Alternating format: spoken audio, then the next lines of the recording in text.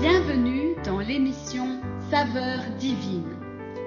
Cette bonne nouvelle du royaume sera prêchée dans le monde entier pour servir de témoignage à toutes les nations.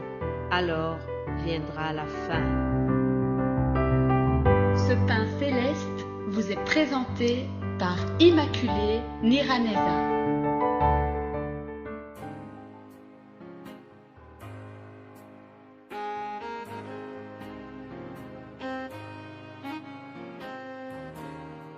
Bienvenue mes très chers amis, vous tous qui êtes à l'écoute de l'émission Saveurs divines.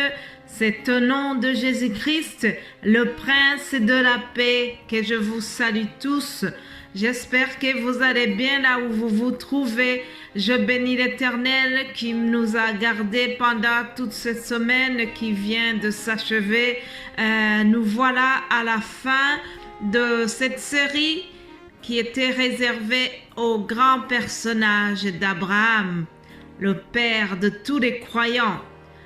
Abraham a eu une foi exceptionnelle, une foi extraordinaire, une foi vraiment authentique. Et c'est pour cela que nous avons pris assez de temps pour parler de lui. Aujourd'hui, nous allons clôturer cette série. Mais j'espère que vous avez vraiment été bénis. Nous n'avons pas fini tout ce qu'il fallait dire sur Abraham. Il est tellement vaste, mais nous avons essayé de vous donner au moins des grandes lignes de sa vie. Alléluia.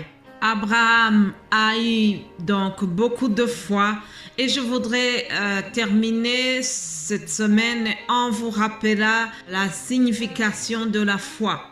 C'est une définition que nous trouvons dans la Bible, Hébreux 11. La foi est une ferme assurance des choses qu'on espère, une démonstration de celles qu'on ne voit pas.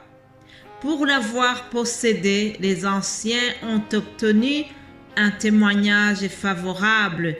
Voilà, Abraham fait partie de ces anciens qui ont eu un très bon témoignage, tellement que nous parlons encore de lui, nous le prenons comme un exemple de croyant, un modèle dans le domaine de la foi. Dans ce chapitre 11 des Hébreux, on nous montre plusieurs personnages qui ont eu beaucoup de foi et au verset 8, on va citer Abraham en disant « C'est par la foi qu'Abraham, lors de sa vocation, obéit et parti pour un lieu qu'il devait recevoir en héritage et qu'il partit sans savoir où il allait. » Vous voyez donc que Abraham est cité aussi dans le Nouveau Testament. Plusieurs fois, il est cité dans l'Ancien Testament et dans le Nouveau Testament. Aujourd'hui, le titre qui clôture cette série d'Abraham est celui-ci. Au temps fixé de Dieu qu'il te réponde. Toi qui m'écoutes, que ce soit aujourd'hui ou plus tard, retiens ceci. Dans mon cœur, je fais une prière qui dit au temps fixé de Dieu qu'il te réponde. Peut-être tu as une promesse qui vient de durer plusieurs années et il arrive que tu sois découragé, que tu te demandes si c'est vraiment l'Éternel qui t'a promis cette chose. Alors, je viens aujourd'hui pour t'encourager et te dire, ne désespère pas. Continue à croire en Dieu, continue d'attendre et sache qu'au temps fixé de Dieu, il te répondra. Il l'a fait pour Abraham et Sarah. Hier, je vous ai dit ce passage où Abraham avait reçu 3 visiteurs, mais qui vraiment étaient envoyés par l'Éternel et ils ont donné une promesse. La promesse qu'ils ont donnée concernait Isaac qui devait naître l'année suivante. C'est ce qui s'est passé. Isaac a été conçu et Isaac est né comme Dieu l'avait dit. Alléluia. Dieu ne ment jamais, chers amis. Lisons Genèse 21. Naissance d'Isaac, réalisation de la promesse. l'Éternel se souvint de ce qu'il avait dit à Sarah et l'Éternel accomplit pour Sarah ce qu'il avait promis. Sarah devint enceinte et elle enfanta un fils à Abraham dans sa vieillesse, au temps fixé dont Dieu lui avait parlé. Alléluia. Mes bien-aimés de Dieu, la longueur du temps ne peut rien changer sur la volonté de Dieu de te bénir. Les événements et les circonstances ne peuvent rien changer sur la volonté de Dieu de te bénir. Sachez que quelle que soit la longueur du temps, si Dieu l'a décidé, il va le faire absolument. Vous savez, lorsqu'Abraham a reçu pour la première fois cette promesse pour avoir un fils, il était très âgé et on nous dit que quand Isaac est né, il était âgé de 100 ans. Plus de 20 ans sont passés entre la promesse et la réalisation de la promesse. Mais malgré les circonstances, et malgré que Abraham et Sarah étaient très âgés, cela n'a pas changé le destin que Dieu avait prévu pour ce couple, parce que pour Dieu, rien n'est impossible.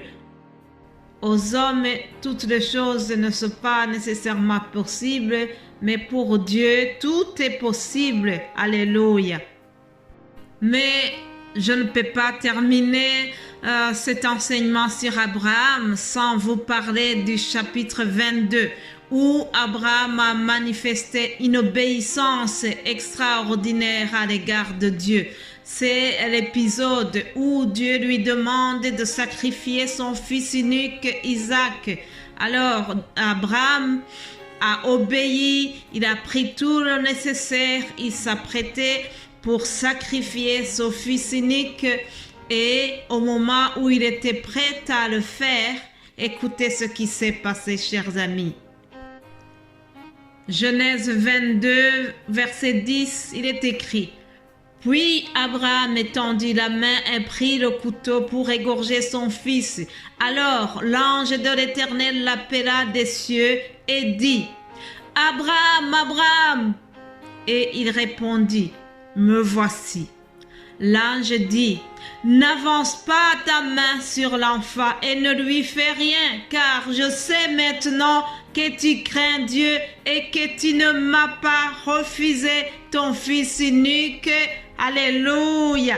Abraham n'a pas refusé de sacrifier Isaac. Il était prêt à le faire alors qu'il était très attaché à cet enfant. Sa femme aussi était très attachée à lui, parce qu'ils l'ont eu dans des conditions très difficiles. Ils l'ont eu tardivement.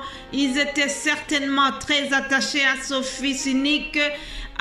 Mais il n'a pas hésité. Abraham n'a pas hésité. Il était prêt à le sacrifier pour Dieu. Et puis l'Éternel a vu qu'Abraham était vraiment très obéissant et qu'il était reconnaissant pour le Seigneur. Alors l'Éternel aussi a reconnu cet acte de foi et il a récompensé Abraham d'une manière qui est exceptionnelle aussi. Dans la suite, nous voyons que l'Éternel a fait une confirmation officielle de son alliance avec Abraham. Alléluia. Au verset 15, nous lisons ceci: L'ange de l'Éternel appela une seconde fois Abraham des cieux et dit: Je jure par moi-même, parole de l'Éternel, parce que tu as fait cela et que tu n'as pas refusé ton fils, ton unique, je te bénirai et je multiplierai ta postérité comme les étoiles du ciel et comme le sable qui est sur le bord de la mer, et ta postérité possédera la porte de ses ennemis. Alléluia.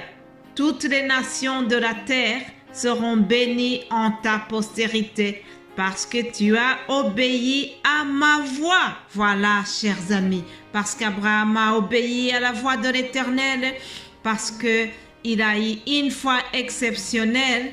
Dieu lui a promis une nation, une postérité et une bénédiction sans fin. C'est ce qui s'est passé. jusqu'aujourd'hui. Alléluia, Dieu est bon. Je voudrais terminer en te disant, continue de croire en Dieu. Au temps fixé par lui-même, il te répondra et il te bénira. Mais il y a une condition, il faut croire en Jésus-Christ, le Fils de Dieu. Si vous voulez obtenir la bénédiction de l'Éternel, si vous voulez être béni comme Abraham a été béni, alors il faut croire au Fils de Dieu, il faut lui obéir et il faut obéir à la voix de l'Éternel comme Abraham l'a fait. Passez un très bon week-end et si Dieu le veut, nous allons nous retrouver lundi pour la suite de ces émissions. Soyez bénis abondamment et que l'Éternel exauce vos prières. Amen.